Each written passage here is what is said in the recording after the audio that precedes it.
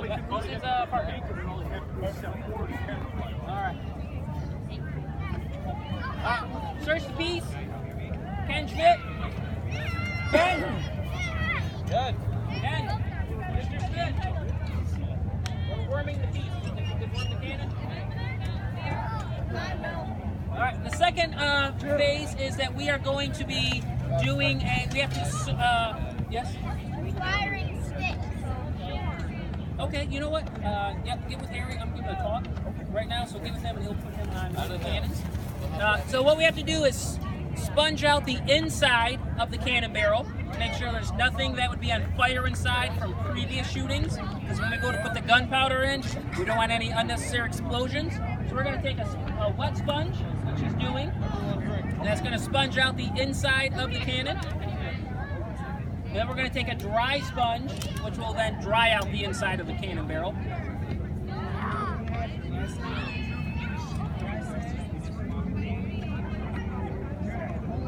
And once we're done sponging out the cannons, then we're actually ready to select a cannon round and then load the cannon. Now, rounds are kept in red artillery boxes to the rear of the gun. Box lids are usually kept closed as much as possible because we don't want any sparks or embers getting into the ammunition box where all the gunpowder is kept.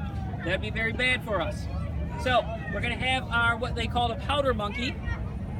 He's actually the ammo guy. He's going to select a round.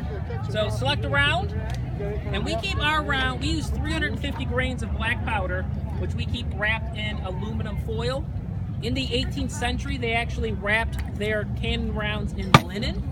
But when you shoot linen, it tends to leave the barrel on fire, and we don't want to create a hazard. Aluminum foil tends to melt in the barrel, so that's why we use aluminum, just for safety reasons.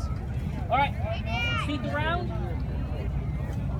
We're going to use a ramrod, which is just a wood dowel, to push the cartridge, the ammunition, to the rear of the cannon.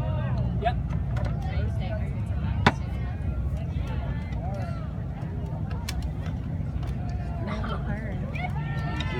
All right, now once we have the round seated to the rear of the cannon, you're probably saying, how do we actually fire this? Well, what we have to do is we have to take what's called a brass prick, which this guy has here. We use brass, not steel, so there's no sparking. And we are going to insert into the rear of the cannon. There's a small hole called a touch hole, and we want to break open the artillery round we just placed in there. So that way we have exposure to gunpowder. Then we're going to fill that touch hole up with finely ground powder called priming powder, which we will use to ignite the main charge. So what they're doing is they're actually breaking open the cartridge we just put in there and then filling that up with priming powder. All right, to actually ignite that priming powder, we use something called a slow match, which this troop here has. Okay, this is a slow-burning cotton cord that kind of burns down real slow, sort of like a cigarette would burn down. We can use that to actually touch off the gunpowder. So gun number one, make ready. Get ready, Canon. Fire in the camp.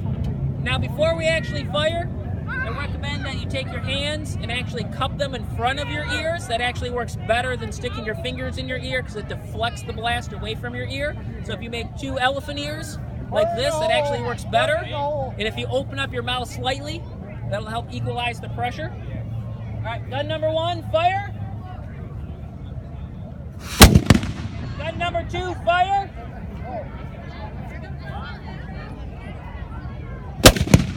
And then at this point, we're going to reworm and then responge, and then we're going to reload for you, and we'll do a second round for you. Yeah.